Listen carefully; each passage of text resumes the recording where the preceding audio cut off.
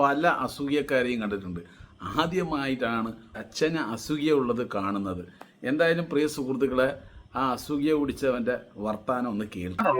അപ്പൊ നമ്മൾ പെട്ടെന്ന് കാണുമ്പോൾ എന്താണ് 12,000 കട്ട് ഓഫ് EWSകാർക്ക് കിട്ടുന്നു.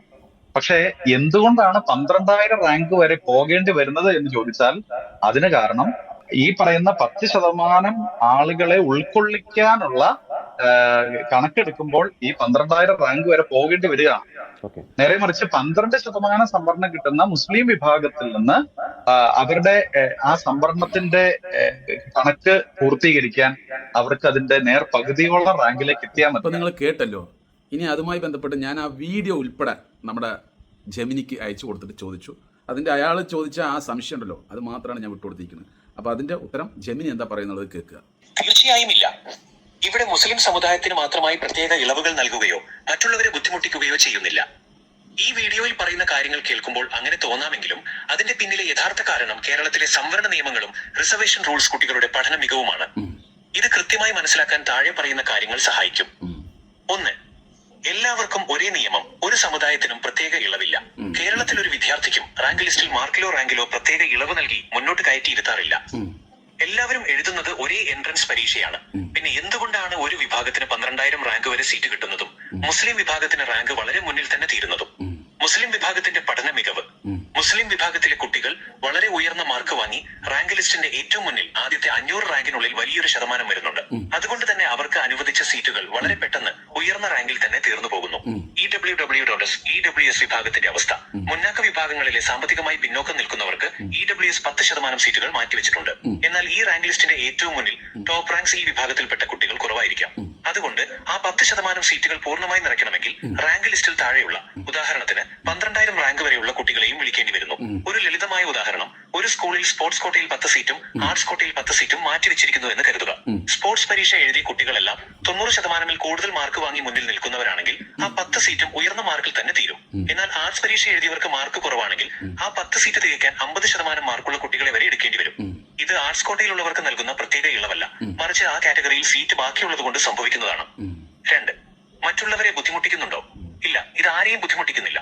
ഭരണഘടനാനുസൃതമായി ഓരോ വിഭാഗത്തിനും ഈഴവ, മുസ്ലിം, SC, ST, EWS കൃത്യമായ ശതമാനം സീറ്റുകൾ മുൻകൂട്ടി നിശ്ചയിച്ചിട്ടുണ്ട്. ഒരു വിഭാഗത്തിന്റെ സീറ്റിലേക്ക് മറ്റൊരു വിഭാഗത്തിലെ കുട്ടിയെ പ്രവേശിപ്പിക്കാറില്ല. അതുകൊണ്ട് തന്നെ മുസ്ലിം വിഭാഗത്തിലെ കുട്ടികൾ മുന്നിൽ വരുന്നതുകൊണ്ട് മറ്റു വിഭാഗങ്ങളുടെ സീറ്റുകൾ നഷ്ടപ്പെടുന്നില്ല.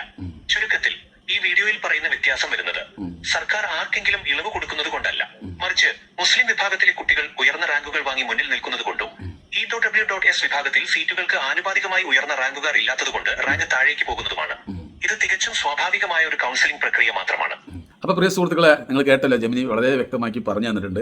അതായത് ഈ ഭാഗത്ത് മുസ്ലിം കുട്ടികൾ പഠിച്ച് ഫുള്ള് വരികയാണ്, അവരുടെ സീറ്റിൽ കൂടുതൽ കുട്ടികൾ ഫുൾ മാർക്ക് ലിസ്റ്റ് എടുത്തിട്ട് വരികയാണ്.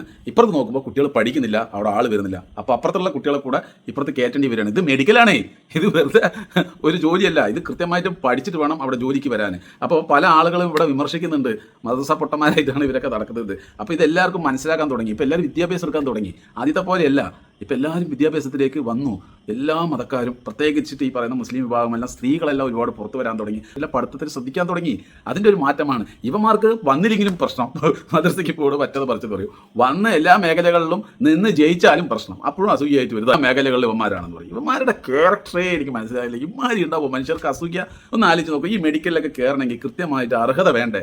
അർഹത ഇല്ലാത്ത ആൾക്കാരെ എങ്ങനെ കയറ്റുക? അർഹത ഇല്ലാത്ത ആൾക്കാരെ മതത്തിൻ്റെ പേരിൽ അങ്ങോട്ട് കുത്തിക്കയറ്റി വിട്ട് കഴിഞ്ഞാൽ ഒന്നും അറിയാത്തവർ അവിടെ പോയി കയറ്റി ഓപ്പറേഷൻ ചെയ്ത അവസ്ഥ ആലോചിച്ച് നോക്ക് എന്തായിരിക്കുന്നത്.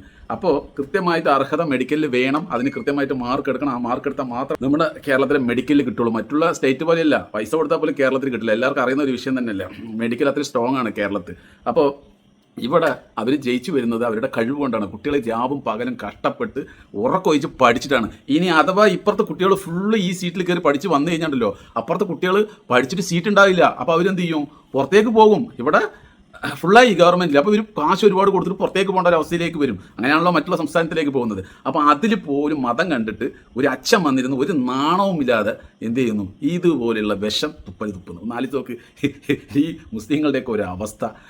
എവിടെ പോയാലും എങ്ങനെയെങ്കിലും ഇല്ലായ്മ ചെയ്യണം. എല്ലാത്തിലും മുസ്ലിങ്ങളോടുള്ള അസൂയയും അവിടെ നോക്കണ ആ കടയിടുന്നു, ഈ കടയിടുന്നു, അവിടെ ആ ബിസിനസ് ചെയ്യുന്നു, ഇവിടെ ഈ ബിസിനസ് ചെയ്തു, അവിടെ പഠിക്കുന്നു, ഇവിടെ വരുന്നു, അങ്ങനെ ഒരുപാട് അസൂഖ്യം എന്ന് പറഞ്ഞു കഴിഞ്ഞാൽ എമ്മാരും അസൂഖ്യമാണ് പ്രിയ സുഹൃത്തുക്കളെ.